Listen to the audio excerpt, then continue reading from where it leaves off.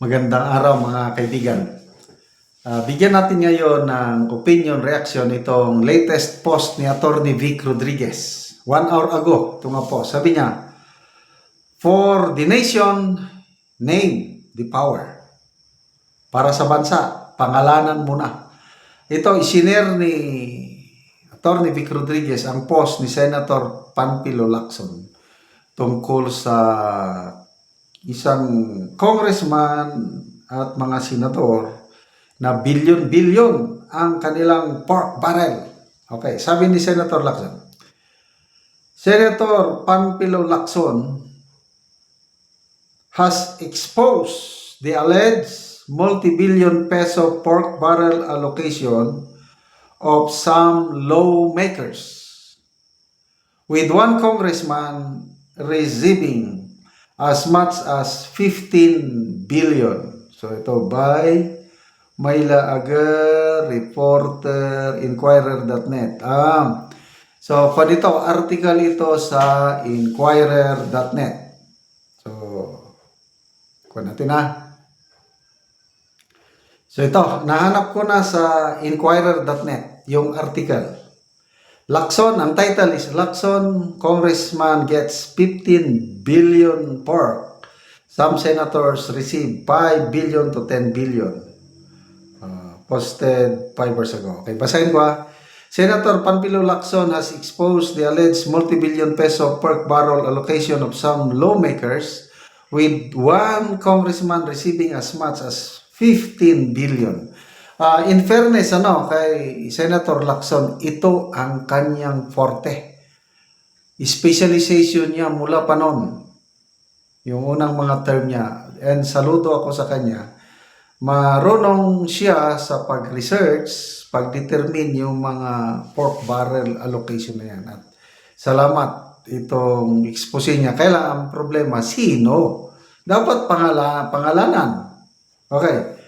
He noted that before the Priority Development Assistance Fund, or PDAP, also known as pork barrel, was declared unconstitutional by the Supreme Court, senators had only 200 million in pork, while members of the House of Representatives have 70 million. Sabi niya, well, after it was declared unconstitutional, there are now senators with 5 billion, some even with 10 billion. And there's a congressman with as much as 15 billion, Lacson said in an interview on One News late Wednesday, kahapon, One News. It has been 12 years since the Supreme Court declared PDAP unconstitutional in 2013. Before ending his last term in the Senate in 2022, Lacson said he and then Senator Franklin Drilon succeeded in removing the budgets for dredging and flood control projects, which he described as the root cause of corruption. Tama na sapul. Ano yung ipinagmalaki sa SONA? Meron na tayong natapos 5,500 flood control projects at marami pang ginagawa. Wala pa. 2 days na fact check ng Katrina. Ito sinasabi ni Ping Lacson. Natanggal nila budgets for dredging and flood control projects, source of corruption. Yun ang ipinagmalaki sa SONA. Ano ngayong SONA this year? Ipagmamalaki ulit ang mga flood control projects? Naging 10,000 na? O na-overwhelm?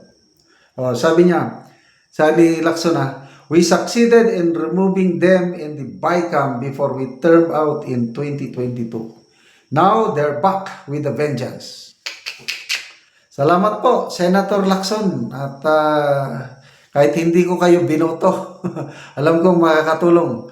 Alam niyo, kung hindi nasama sa alyansa si Senator Lacson, ibuboto ko sana. Or kung hindi nila inimpeach si BP Sara at hindi nila dinala sa Netherlands si Tatay Digong, gusto kong iboto. Kasi nga itong crusade niya ng anti-pork barrel, kailangan natin. Pero billions of pesos, ginagawa lang pork barrel. declared na ngang unconstitutional. Okay, in the same interview, Senator disclosed his initial findings from his scrutiny of the 2025 national budget. Yun, isa siya nagsabi na most corrupt budget itong 2025, pinag-aaralan niya. He said, one item in the budget showed that a very small barangay in a small town received 1.9 billion allocation. Small barangay in a small town.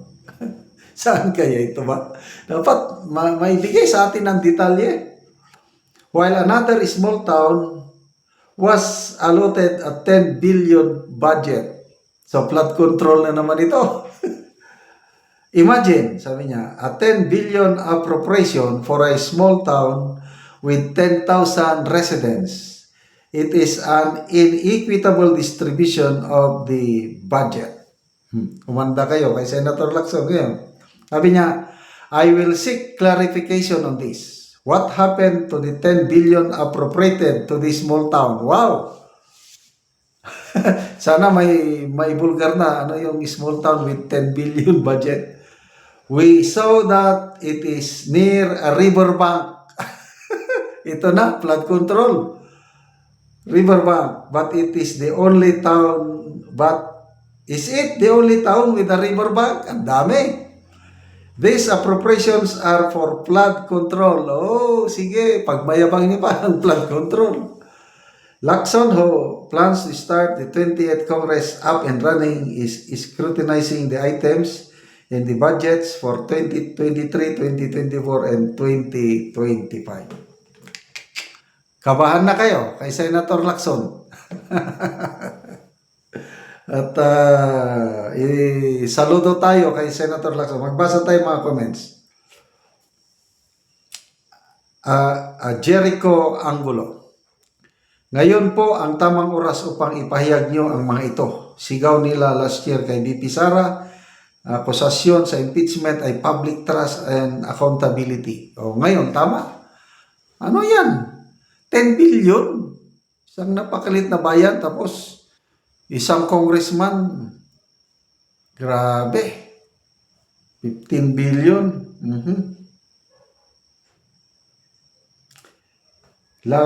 Lucky Oriares. Name it. Magkaalaman na. I believe mapapangalan ito. Maiimbestigan ito. So, maghintay lang tayo. Salamat, Senator Lacson. Salamat mga kaibigan sa inyong pagsubaybay sa ating channel. Nakakatulong kayo ng malaki sa tribong Talandig ng Bukidnon. Ang sweldo natin sa channel na ito is pantulong natin sa tribo. Namimigay tayo ng mga libreng yero at pako para makapagpatayo ng maayos na tahanan ang tribong Talandig. Panoorin nyo ang video na ito. Ni angero ang ipantabang sa mga tao nga kadtong tabangunon sa ilang mga balay kadtong mga daot na ug mao na ni sila ang matagan. Salamat sa sponsor.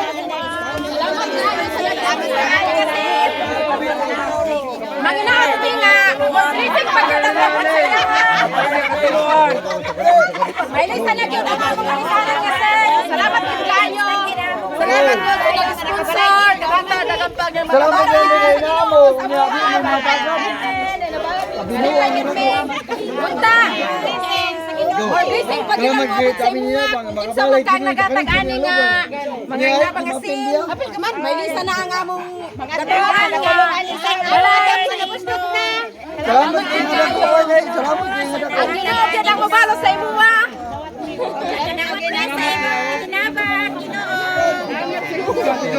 Huwag kayo ang ilang pagpasalamat sa yero na Salamat kayo.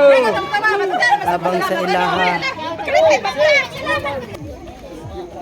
So dako gyud ang ilang kalipay bahin sa tabang nga yero. So daghan gyud kay sila nga tabangunon. Dako ang ilang kalipay nga natagan sila og yero. Sobra ang among kalipay nga naagyon ang nakaabot na gyud ang mga inabang. Oh. 73 ni sila tanan dinhi nga tabangunon o Giyero.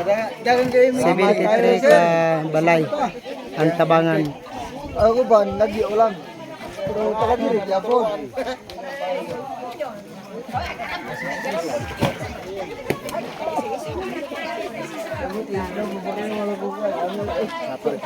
Kalag mo. Sir.